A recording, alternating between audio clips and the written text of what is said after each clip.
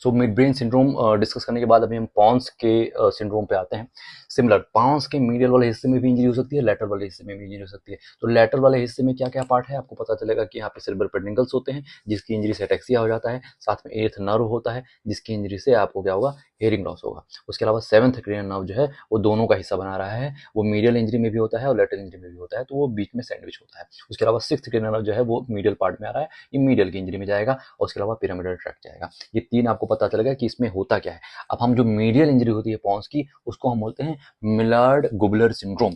अब आप यहाँ देखोगे तो हमने बताया यहाँ पे इसमें क्या हो रहा है, सिक्स्थ क्रेनियल नर्व पैल्सी हो रही है, तो एक साइड में इप्सिलेटरल क्या होगा, स्क्विंट हो जाएगा, फर्स्ट चीज। लेकिन आप यहाँ पे पिरामिडल ट्रैक्ट भी जा रहा है, तो आपको पिरामिडल ट्रैक्ट जाने की वजह से क्या होगा, कॉन्ट्रालैटरल क्या होगा, हेमीप्लेजिया हो जाएगा, कॉन्ट्रालेटरल हेमीप्लेजिया हो जाएगा।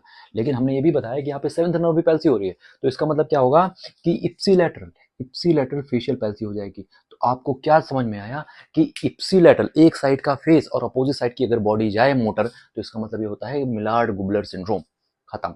इसके अलावा अभी अगर आप लेटर वाले पे पार्ट पे आओगे तो आपको पता चलेगा पोंटो सेरिब्रल एंगल सिंड्रोम, ये क्या होता है, निकोस्टिक न्यूरोमा में होता है। अगर आपको यहाँ पे ध्यान से देखोगे तो आपको पता चलेगा कि सेरेब्रल पेडुनकल जाने की वजह से पेशेंट को एटेक्सिया हो जाएगा, साथ में एर्थ नर्व जाने की वजह से पेशेंट को हेयरिंग लॉस होगा।